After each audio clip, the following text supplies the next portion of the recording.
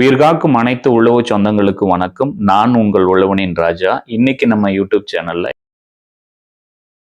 எங்களுக்கு பாத்தீங்கன்னாக்கா நார்மலா 5 கிலோ தாங்க நான் பயன்படுத்துறேன் விதையை. ஏக்கருக்கு 5 கிலோ பயன்படுத்துறேங்க. போதுமானதுங்களா? 5 கிலோ போதுமானதுங்க. நான் சாரை நடவு, ஒற்றை நாத்து நடவு தாங்க.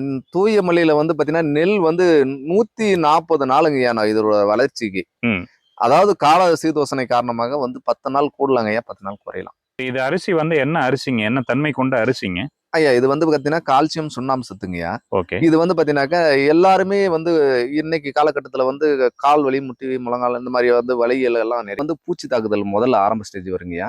அதுக்கு பாத்தீங்கன்னா அஞ்சலை கரைசல் கொடுத்தா பூச்சி கண்ட்ரோல் பண்ணிக்கலாங்கய்யா. ஓகே. ரெண்டாவது பாத்தீங்கன்னாக்கா வளர்ச்சிக்கு அப்படின்னு பார்க்கும்போது நம்ம வளர்ச்சி ஊக்கிய சாதாரணமா 40 மூட்டை எடுக்கலாங்க. ஓகே. எல்லா பட்டத்திலயும் இவ்வளவுதான் கிடைக்குங்களா? இந்த பர்டிகுலர் இந்த ஆடி பட்டத்துல தான் கிடைக்கும்? ஐயா இந்த பட்டத்துல கொஞ்சம் கூடுதலா கிடைக்குங்கய்யா. இன்னைக்கு பாத்தீங்கன்னா நம்ம தூய மல்லி பாரம்பரிய நெல் எப்படி சாகுபடி பண்ணியிருக்காரு அப்படின்னு சொல்லிட்டு ஐயாவினுடைய தோட்டத்துல இருக்கோம். அதை பற்றிய விவரங்கள் கேட்டு தெரிஞ்சுக்க போறோம். ஐயா வணக்கம். ஐயா வணக்கம் ஐயா. ஐயா என்னோட பேர் கருணாநிதி. நான் பாத்தீங்கன்னா காமராஜ் நகர், கோனைநாயக்கி நெல்லி, வெள்ளாளப்பட்டி 2 வில்லேஜ்லயும் நமக்கு நிலம் இருக்கு. நம்ம கடந்த 10 ஆண்டுகளாக இயற்கை விவசாயம் தான் பண்ணிட்டு இருக்கிறேன்.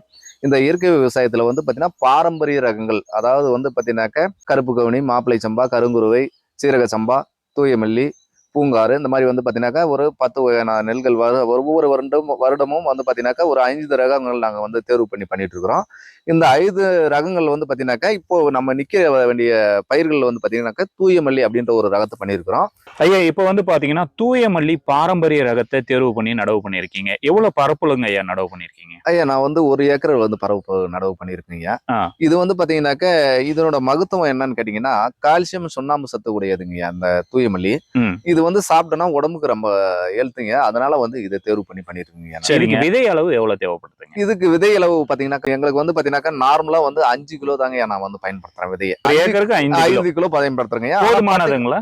5 கிலோ போதுமானதுங்க. நான் சாரை நடவு, ஒற்றை நாத்து நடவு தாங்க நான் பயன்படுத்துறேன்.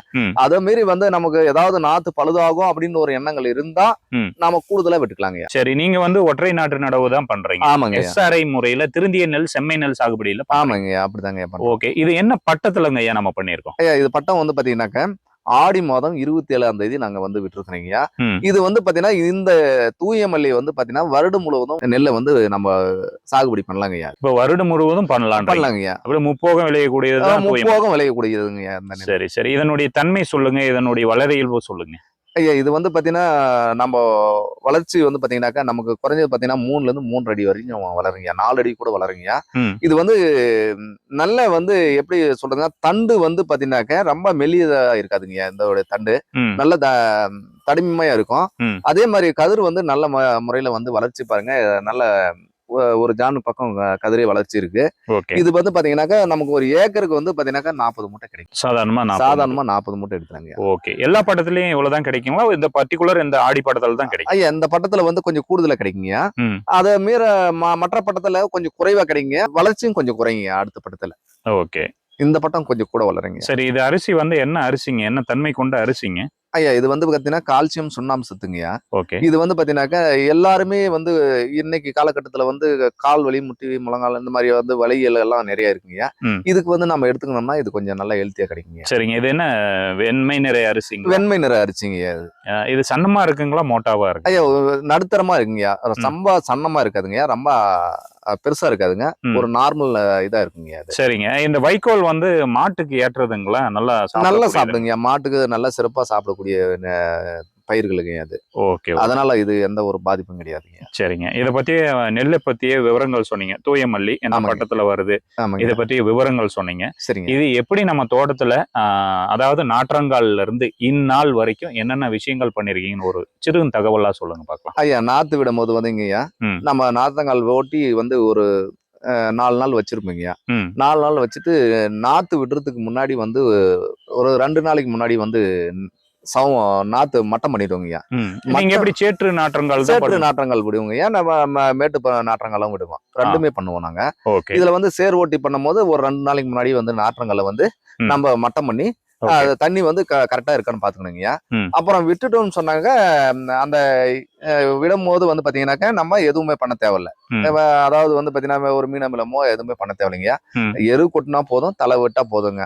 ம். அது போட்டு பண்ணோம்னாக்க நாத்து நமக்கு வந்து நமக்கு 20 நாள்லயே நமக்கு நடக்கூடிய நாத்து வந்துருங்க அதுல. ஓகே.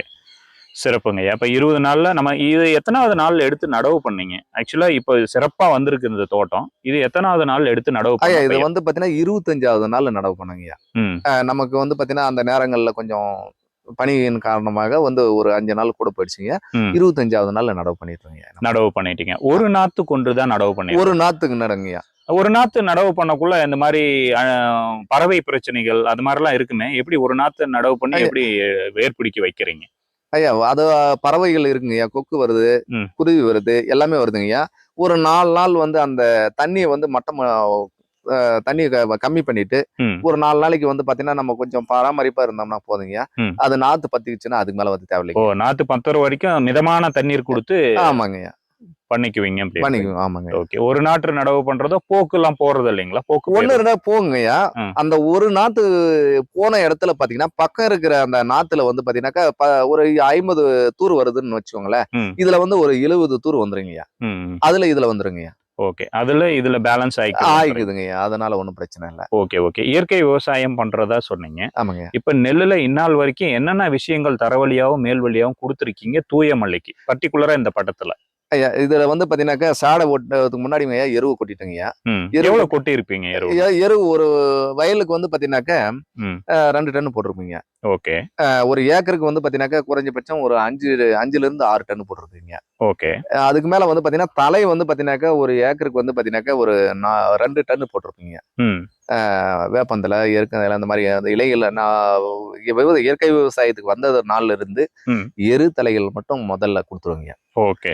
அதுக்கப்புறம் வந்து பாத்தீங்கன்னாக்கா, களை எடுக்கிற பருவத்துல வந்து பாத்தீங்கன்னாக்கா, வந்து கடலை புண்ணாக்கு வந்து பாத்தீங்கன்னா, ஒரு 10 கிலோ. ம். ஒரு ஏக்கருக்கு. ஓகே. அவ்வளவுதான் நம்ம குடுக்குறது. ம். அதுக்கப்புறம் வந்து பாத்தீங்கன்னா, இலை வழியா வந்து பாத்தீங்கன்னாக்கா, மீன் அமிலம். ம். என்ன ஸ்டேஜ்ல மீன் அமிலம் ஸ்ப்ரே மீன் பண்ணுவீங்க? அமிலம் வந்து ஒரு 20 நாள், 25 நாள்ல குடுப்போம். ம். அதுக்கு மேல வந்து பாத்தீங்கன்னா, ஒரு 80 நாள்ல குடுப்போங்கய்யா. ம். இந்த மாரி வந்து ஒரு 2 ஸ்டேஜ் குடுத்துருப்போங்கய்யா. ஓகே. இப்போ பூச்சி வரும்போது ஆரம்ப ஸ்டேஜ்ல வந்து பாத்தீங்கன்னாக்கா, அஞ்சிலை கரைசல் குடுக்கலாங்கய்யா. ம். அஞ்சிலை கரைசல் குடுக்கலாம். நம்ம அஞ்சிலை கரைசலும் குடுத்துருக்குறோம். ம். 1. 2வது வந்து பாத்தீங்கன்னா, புழு வர ஸ்டேஜ்ல வந்து இஞ்சி பூண்டு கரைசல் குடுத்துருக்கோங்கய்யா. இஞ்சி பூண்டு கரைசல் தான் குடுப்பீங்க. ஆமாங்கய்யா. மற்ற கரைசல் எதுவும் குடுக்க மாட்டோம். 3G கரைசல் குடுத்துருவீங்க. ஆ. ஓகேங்க. இப்ப நெறைய இடத்துல அந்த மாரி வெள்ளையா தெரியுதுங்களே, அதெல்லாம் என்ன பாதிப்புங்க? அது வந்து புழுவுங்கய்யா. அது இலை சுருட்டு புழுவுங்கய்யா அது. ம். அந்த இப்ப நம்ம தோட்டத்துல இருக்குங்களா? போயிடுச்சா? இப்ப போயிடுச்சுங்கய்யா. ம். ஏற்கனவே வந்தது. ஓகே, இப்ப போயிடுச்சுங்க. அது இல்ல. ஓகே. எது இஞ்சி பூண்டு கரைசல் தான் குடுப்பீங்க? அதுதாங்கய்யா குடுக்குறோம். இல்லையே, ஒரு பயிர் ஆரம்ப நிலையில இருந்து இது குடுக்கணுங்களா? இல்ல பர்ட்டிகுலர் லெவலுக்கு மேல வளர்ந்த பிறகு தான் குடுக்கணுங்களா? இல்லையா நமக்கு வந்து பூச்சி தாக்குதல் இருக்குது அப்படின்னு தெரிஞ்சா நம்ம குடுத்துக்கலாங்கய்யா. ம். மத்தபடி குடுக்கணுன்ற அவசியம் இல்ல. சரி, வளர்ச்சி மருந்துகளா என்னென்ன விஷயங்கள்ல இயற்கை கரைசல்கள் வந்து இடுபொருளா குடுப்பீங்க தரவழியா? ஐயா வளர்ச்சி கரைக்காக குடுக்குறது வந்து பாத்தீங்கன்னாக்கா, ம். நம்ம வந்து தேவையான அளவுக்கு வந்து எரு குடுத்துட்டுங்கய்யா. தழை குடுத்துட்டோம். ம். இது வந்து என்னோட நோக்கம் என்னன்னு கேட்டீங்கன்னா, விதைச்சா அறுக்கணும். நம்ம வயல்ல. ம். வெள்ளாம வந்து விதைச்சிட்டோம்னா, ம். அறுக்கணும். அதுதான் என்னோட நோக்கம் இப்ப வந்து. ஓகே. இப்போ வந்து நம்ம இன்னைக்கு வந்து பாத்தீங்கன்னாக்கா, நம்ம எ வ க கடலை பிண்ணாக்கு வந்து குடுத்துருக்குறோம் கொஞ்சம். ம். ஆனா வருங்காலங்கள்ல நடவை நட்டா அறுக்கிறத மட்டும் தான் நம்ம வேலை செய்யணும். ம். அதுக்குண்டான ஆயத்த மண்ண வேலைக்கு வந்து பதப்படுத்திரணும் நம்ம. ம். அதுக்கு எல்லாம் தேவையானது அதுக்கு உண்டான மண்ண வளப்படுத்திறணும் அதுக்கு. வளப்படுத்திரணும். ம். அந்த மாதிரி கொண்டு வரணும்னு ஒரு முயற்சி முயற்சி எடுத்திருக்கீங்க. பண்ணிட்டு இருக்கோங்கய்யா நாங்க. Okay, okay. மண்ண வளப்படுத்துறதுக்கான கூறுகள் வந்து நீங்க இப்ப இருந்து பண்ணிட்டு சாத்தியப்படுத்திட்டு இருக்கோங்க. இருக்கீங்க. பண்ணிட்டு இருக்கோங்கய்யா. Okay, okay. நல்ல அது விஷயம். போக வந்து பாத்தீங்கன்னாக்கா, நம்ம வயலுங்கள்ல வந்து தேன் பெட்டி வந்து பண்ணிட்டு இருக்கோங்கய்யா. இப்ப தூய மல்லி வந்து பாத்தீங்கன்னா, சரியான பட்டம்னா எந்த பட்டத்துல நல்ல ஈல்டு எடுக்க முடியுங்க? நெல் எப்ப எடுக்க முடியும்? பில் எப்ப எடுக்க முடியும்னு ஏதாவது தூய மல்லியில சொல்ல முடியுமா? ஐயா தூய மல்லியில வந்து பாத்தீங்கன்னா, நெல் வந்து 140 நாளுங்கய்யா நான் இதோட வளர்ச்சிக்கு. ம். அதாவது கால சீதோஷணை காரணமாக வந்து 10 நாள் கூடலாங்கய்யா, 10 நாள் குறையலாம். ம். எப்படி 10 நாள் கூடலாங்கன்னு கேட்டீங்கன்னா, இப்போ இந்த ஆனி, ஆடி, ஆவணி இந்த பட்டத்துல வந்து 10 நாள் கூடுங்கய்யா. அதே வந்து மற்ற பட்டத்துல விடும்போது, கார்த்திகை இந்த மற்ற பட்டத்துல விடும்போது 10 நாள் முன்னாடி வந்துருங்க. ம். அந்த வெப்பத்தினுடைய தாக்கத்துல வந்து முன்னாடி வந்துடும். இது குளிர்ச்சியான நேரத்துல 10 நாள் லேட்டா வருங்க. ஓகே. இதுதான் வயது. இப்ப இதுதான். தூய மல்லியின் வயதுன்னு பாத்தீங்கன்னா பட்டம் வயசா சொல்லுங்க. என்னென்ன பட்டத்துக்கு என்னென்ன டைமிங்ல வரும்? இப்போ வந்து ஆணி, ஆடி, ஆவணில வந்து 140 நாள் வருங்க. ம். 40 நாள்ல ஒரு 4 நாள் கூடலாம், இல்ல ஒரு 4 நாள் குறையலாம். ஓகே. அதே வந்து கார்த்திகை பட்டம் இப்ப நம்ம விடலாம். இப்போ விடும்போது என்ன பண்ணுங்கன்னா 130 நாள்லயே நமக்கு வந்துருங்க. ம். அதே மாதிரி வந்து பாத்தீங்கன்னா தைப்பட்டம் அந்த மாதிரி எல்லாம் வந்து பண்ணலாம். ம். அதுவும் பண்ணலாம். வைகாசி பட்டம் அந்த மாதிரி பண்ணலாங்க. அந்த மாதிரி பட்டம் எல்லாம் பண்ணும்போது 130 நாள் நமக்கு வந்துருங்க. சாலிடா 30 நாள் வரும். 30 நாள்ல வந்துருங்க. ஆனா வந்து ஒரு வளர்ச்சி வந்து ஒரு அடி குறையுங்க அந்த பட்டத்துல வரும்போது. இந்த பட்டத்துல சிறப்பான பட்டம் ஆடி பட்டம். ஆடி பட்டங்க. ஆணி, ஆடி, ஆவணி. இந்த பட்டங்கள்ல நடக்கிறப்ப நல்ல நல்ல வளர்ச்சி வளர இயல்பும் வரும். ஆமாங்கய்யா. நெல்லும் மகசூல் வரும். மகசூல் வருங்க. பில்லும் மகசூல் வரும். வருங்கய்யா. அந்த மற்ற பட்டத்துல வந்து கொஞ்சம் குறையுங்க. அதனால ஒண்ணும் தப்பு இல்லைங்க. சரி, ஆடி பட்டத்துல தானிய மகசூல்னா எவ்வளவு கிடைக்குங்க? வைக்கோல் மகசூல்னா எவ்வளவு கிடைக்குங்க? ஆணி ஆணி ஆணி, ஆடி, ஆவணி பட்டத்துல வந்து பாத்தீங்கன்னாக்க ம். நெல் வந்து ஒரு 40 மூட்டை கிடைக்குங்க. ஓகே. பில்லு வந்து பாத்தீங்கன்னாக்க ஒரு ஏக்கருக்கு வந்து 60 கட்டு வரைக்கும் கிடைக்குங்க. 60 கட்டு வரைக்கும். 60 கட்டு வரைக்கும் கிடைக்குங்க. அதனால இன்னைக்கு காலகட்டத்துல சொல்றேன். ஒரு 60 கட்டு 55ல இருந்து 60 கட்டு வரைங்க. ம். அதே வந்து பாத்தீங்கன்னா கார்த்திகை பட்டம் வரும்போது வந்து நமக்கு வந்து அவ்வளவு வராதுங்க. ஒரு 45ல இருந்து 50 கட்டுக்குள்ள வருங்க. 50 கட்டு. குறைஞ்சிரும். வளர்ச்சி குறையுது இல்லைங்களா? அதனால குறைஞ்சிரும். அதே மாதிரி நெல் மகசூலும் வந்து குறையுங்க. அப்ப 40 மூட்டைன்றது 35 மூட்டைக்கு வந்துருங்க. சரிங்க. இப்ப நம்ம தோட்டத்துல வந்து பாத்தீங்கன்னா இயற்கை விவசாயம் பண்ணாவே பெரிய சேலஞ்சு வந்து இந்த பூச்சிகளையும் புழுவுகளையும் விரட்டுறதுதான். நெல்லுல நிறைய பிரச்சனைகள் வருங்க. நீங்க பாரம்பரிய நெல் தூய மல்லியில எப்படி அந்த கண்ட்ரோல் பண்ணிருக்கீங்க? இப்போ வந்து பாத்தீங்கன்னாக்க நெல்லுல வந்து ஒரு 3 விஷயம் தாங்க நடக்கும். ஒண்ணு வந்து பூச்சி தாக்குதல் முதல்ல ஆரம்ப ஸ்டேஜ் வருங்கய்யா.